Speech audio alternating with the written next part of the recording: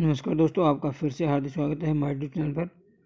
आज हम करेंगे कक्षा 7वीं की वर्कशीट संख्या 28 जो 31 दिसंबर को आपके पास आ गई थी। और इसका मेन टॉपिक हमारे पास रहेगा आंकड़ों का प्रबंधन।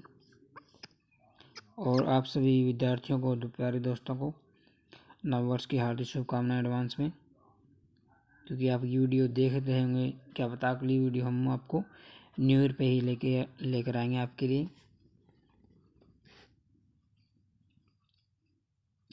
तो मेन टॉपिक इसका आंकड़ों का प्रबंधन है। तो थोड़ा सा इसमें आगे बढ़ते हैं। तो ये इसमें चित्र दिया हुआ है। चित्र के आधार पे हमें क्वेश्चनों के आंसर देने हैं। क्या बोला कि ऊपर दी गई क्लास से सारणी को पूरा करें। आकृतियों के नाम लिखने हैं, कला में आकृतियों की संख्या लिखनी है और संख्या का मिलान चिन्ह भी करना है। ठीक है, तो ये पेज पे मैंने लिख लिए हैं। तो वहाँ से देखिए क्या आ गया, क्या क्या आंसर आ रहे हैं, कितने इसके आकृतियाँ हैं और कितनी इनकी संख्या है, क्या क्या मिलान चिन्ह है। तो देख लेते हैं वहाँ से। तो देखिए दोस्तों, ये आकृति थी, आपके नीचे दिया गया था कि हमें क्या बताना है। एक तो आकृतियों की संख्या बतानी थी, इधर आकृति का नाम लिखना था और इसमें आकृतियों की संख्या लिखनी थी, इधर हमें इसका मिलान चिन्ह बनाना था। ठीक है, तो ये चीज़ें थी और ये चीज़ें मैंने आपको दिखा दी है। यहाँ पे मैंने राइट साइड में आपको दिखा दी है। देखिए, पेन ले लेता हूँ मैं स्टाइलिश। तो यहाँ पे मैंने आकृति लिखी है, यहाँ पे संख्या और यहाँ पे मिलान चिन्ह। ठीक है, जैसे हम त्रिभुज की बात कर रहे हैं तो त्रिभुजें में इसमें हरे रंग से दिखाई दे रही है आपको, ये त्रिभुजें हैं। तो इनकी संख्या कितनी हो जाएगी, 12। मिलान चिन्ह कैसे बनेगा, 4 तो लाइन हो जाएगी, फिर एक तीसरी लाइन, 5 लाइन बोलते हैं इसको। 5 और 5 10 और 2 12। कहने का मतलब, मेरा मतलब है कि 4 तक तो हम ऐसे दर्शाएंगे, अगर हमें 5 दर्शाना हो तो ऐसे दर्शाते हैं। ठीक है, ये नियम बना रखा है इन्होंने मिलान चिन्ह का। अगला वर्ग है, तो वर्ग संख्या इसमें आपकी ऑरेंज कलर की है, ये वाली, यही 12 है, इनका मिलान चिन्ह भी यही रहेगा। समलंब, ये आपके समलंब है, रेड कलर के मैंने भी टिक किया है, यही 12 रहेंगे, ये इसका मिलान चिन्ह रहेगा। समांतर चतुर्भुज, ये आपके जो नीले कलर के बाहर की तरफ है समांतर चतुर्भुज है, ये भी 12 रहेंगे और इसका मिलान चिन्ह भी दोस्तों 12 रहेगा। फिर समचतुर्भुज की बात करता हूँ, जो व्हाइट कलर के आपको दिखाई दे रहे हैं यहाँ छोटे छोटे, अभी मैं टिक कर रहा लेफ्ट साइड, देखिए। ठीक है, तो ये वाले आपके समचतुर्भुज होंगे, ये आपके 12 है। तो इसमें क्या बनेगा, 5 का जोड़ा, 5 5 10, 5 15, 5 20 और 4 24। तो ये इसके मिलान चिन्ह हो जाएंगे। ठीक है दोस्तों, मुझे तो समझ में आ गया, वीडियो रोक के आप देख लेना। अब इसमें अगला क्वेश्चन की तरफ बढ़ते हैं। आगे देखिए क्या है। तो देखिए दोस्तों ये क्वेश्चन हमने कर लिया है। अब इसी में हम आगे बढ़ते हैं। थोड़ा सा मैं रफ कर लेता हूँ यहाँ पे, ये रह गए थे रफ होने। अब देखिए इसमें ये हमने कर लिया है। अब इसी में ये क्वेश्चन दिए गए हैं कि आंकड़ों को आरोही क्रम में लिखें। आंकड़ों को आरोही क्रम में लिखना है। आरोही क्रम होता है मतलब बढ़ता क्रम। तो वापस मैं उसी आकृति को निकालने की ट्राई करता हूँ आपके सामने। आरोही क्रम कौन सा होता है दोस्तों, आरोही क्रम होता है बढ़ता क्रम। ठीक है, बढ़ते क्रम में पहले छोटी संख्या आएगी, फिर बड़ी आएगी, फिर उससे बड़ी, फिर उससे बड़ी, ऐसे आती हैं। ठीक है, तो ये है आपकी, इसको आरोही क्रम में लिखना है। ठीक है, तो इसको आरोही क्रम में कैसे लिखेंगे,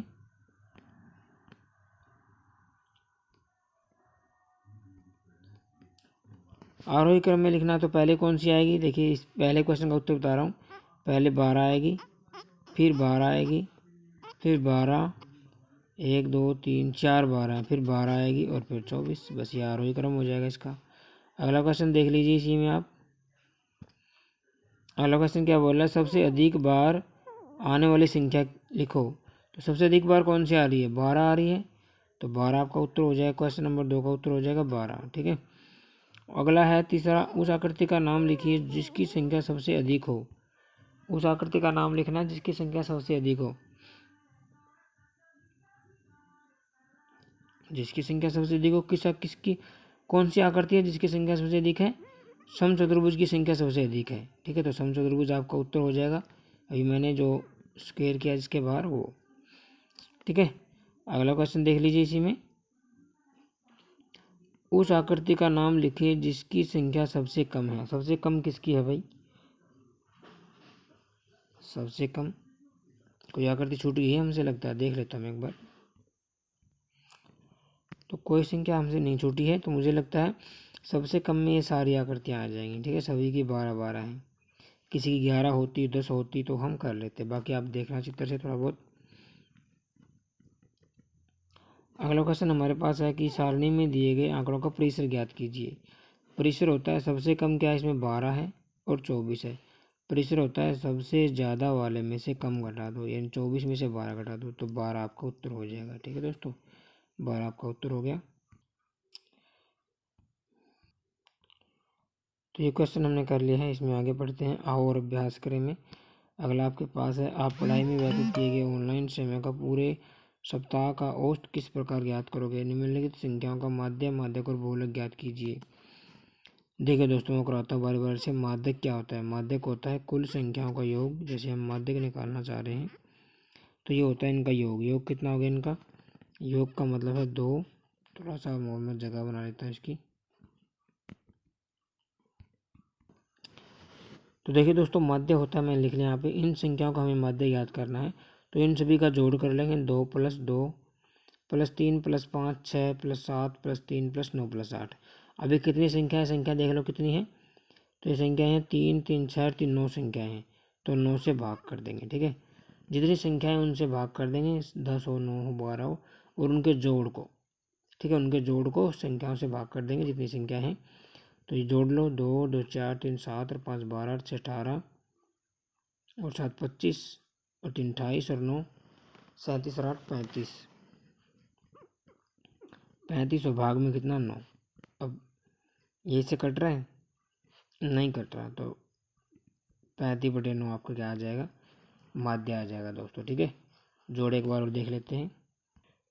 थोड़ा सा हमने गलती कर दिया यहाँ पे जो जोड़ आना है वो आपका क्या आएगा? 45 आएगा। ठीक है, तो आपका आंसर कितना हो जाएगा दोस्तों?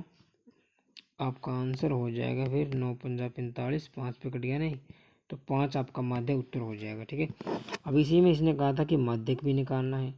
तो माध्यक क्या होता है? माध्यक निकालने के लिए हम इनको आरोही या अवरोही क्रम में लिखते हैं। ठीक है, माध्यक निकालने में हमेशा ध्यान रखना किस क्रम में लिखेंगे, आरोही या अवरोही में। तो हम जैसे आरोही में लिख रहे हैं अभी, आरोही बढ़ता क्रम होता है। पहले छोटी आएगी 2 आएगा, फिर 2, फिर उससे बड़ी 3, फिर उससे बड़ी, देखो 3 कहाँ पे? 1 3 और है, फिर 5 आएगा, फिर 6, फिर 7, फिर 8 और फिर 9। ठीक है, ये नोट कर लिया होगा, इसको मैं रफ कर रहा हूँ बाकी क्वेश्चन को। ठीक है, अब जैसे हमें माध्यक निकालना है, अब ध्यान देने वाली बात यह है कि बीच की संख्या माध्यक होती है। देखिए बीच की संख्या, यहाँ 4 इस साइड छोड़ दो, 4 उस साइड, बीच की संख्या क्या होगी? 5। तो माध्यक आपका क्या हो जाएगा दोस्तों? 5 उत्तर हो जाएगा। यह निकालने का तरीका एक और है। संख्याएँ कितनी हैं? 1 2 3 4 और 4 8 1 9 संख्याएँ हैं। तो जब भी विषम संख्याएँ हों तो ये सूत्र होता है माध्यक निकालने का, कि विषम संख्याओं के लिए सिर्फ ये सूत्र, n अगर विषम संख्या है तो इसमें 1 जोड़ दो, 2 से भाग कर दो। तो n कितना है यहाँ पे? 9 संख्याएँ थी, 9 + 1/2, तो मेरे कितना आ गया? 10/2, यानी 5वीं संख्या क्या होगी आपकी? 5वीं संख्या माध्यक होगी। तो 5वीं कौन सी है? पहली, दूसरी, तीसरी, ये पहली है, दूसरी, तीसरी, चौथी, 5वीं, तो ये संख्या आपका माध्यक हो जाएगी। ठीक है, वैसे ही 5 माध्यक दे रखा है यहाँ पे, चाहे कुछ भी होता है 5वीं की जगह, तो वो माध्यक कहलाती है। ठीक है, तो 5 आपका उत्तर हो जाएगा। ऐसे भी आप कर सकते हो। अब उसने बोला बहुलक ज्ञात कीजिए। बहुलक होता है जो सबसे ज़्यादा बार आए। अब सबसे ज़्यादा बार इसमें क्या आ रहा है? तो 2 बहुलक हो जाएंगे इसमें। सबसे ज़्यादा बार 2 आ रहा है, जो 2 बार आ रहा है, और एक 3 आ रहा है, जो वो भी 2 बार आ रहा है, तो दोनों बहुलक हो जाएंगे, 2 और 3। ठीक है दोस्तों, इसमें और देख लेते हैं क्या है। रफ कर दिया मैंने पहले का, वीडियो रोक के आप देख लेना। अब आगे देखिए, ये हमें निकालना है। क्या पूछ रहा है? इनके आंसर देने सिर्फ। पहला है हमारे पास, क्या माध्यक दिए गए आंकड़ों में से एक संख्या होती है? माध्य दिए गए आंकड़ों में संख्या होती नहीं। अभी हमने माध्य निकाला था, जो क्या आया था? 5 आया था। तो जरूरी नहीं है, वो दशमलव में भी आ सकता है, और दशमलव में संख्याएँ है ही नहीं, तो वो जरूरी नहीं है। ठीक है, तो यहाँ पे क्या आ जाएगा? नहीं। तो जरूरी नहीं है कि माध्य उनमें आंकड़ों से संख्या हो। क्या माध्य प्रत्येक प्रेक्षण से छोटा होता है? नहीं। वो 5 आया था जैसे हमारा, तो कुछ प्रेक्षण से बड़ा होता है, कुछ से छोटा होता है, तो ये भी क्या आ जाएगा आपका? नहीं आ जाएगा। नहीं को मैं से नोट कर रहा हूँ। ठीक है, थोड़ा सा और जूम कर लेता हूँ इसका। अब ठीक है, ये पहले का 9 आ जाएगा n। क्या माध्य प्रेक्षण, जो भी 9 आ गया था हमारा। और अगला है, क्या माध्य प्रेक्षण से बड़ा होता है। जरूरी नहीं है, बड़ा और छोटा दोनों हो सकते हैं। क्या आंकड़ों के एक समूह में एक से अधिक बोलक हो सकते हैं। हाँ हो सकते हैं, एक से अधिक, जब ये 2 बोलक आए थे, ठीक है। तो ये क्या आ जाएगा, हाँ यस आ जाएगा, सॉरी नो नहीं यस। क्या माध्यक दिए गए आंकड़ों में से एक संख्या होती है। माध्यक, हाँ ये सही है, दिए गए आंकड़ों में से ही कोई एक संख्या होगी माध्यक। नहीं नहीं, जरूरी भी नहीं है। कई बार हमारा माध्य, जैसे हमारे पास ये दिया हो 5 और बीच में 6 आ रहा है, ठीक है, और वो दोनों बीच में आ रही हैं। इस साइड भी 3 अंक हैं, 7 8 9, इस साइड है 1 2 3। माध्यक होता है बीच की संख्या। ऐसे कैसे से बीच की संख्या 2 होगी, तो ऐसे कैसे माध्यक कैसे निकालेंगे। 5 + 6/2, 11/2, तो माध्यक क्या आ जाएगा, 5.5 आ जाएगा। तो ये भी ज़रूरी नहीं है, तो हमने गलती से लिख दिया था, तो यहाँ भी क्या आएगा, 9 आएगा, ठीक है। ज़रूरी नहीं है वही संख्या हो आंकड़ों की। तो आज की वर्कशीट में वीडियो इतना ही। अगर वीडियो अच्छी लगी तो दोस्तों वीडियो को लाइक करें, अपने दोस्तों को शेयर करें, ताकि वो भी घर बैठ के हमारी वीडियो देखते रहें और सीखते रहें। और हमारे चैनल के साथ बने रहें, हम आपके लिए ऐसे ही वीडियो बना के लेके आते रहेंगे। Thanks for watching, bye bye friends, और हैप्पी न्यू ईयर अगेन।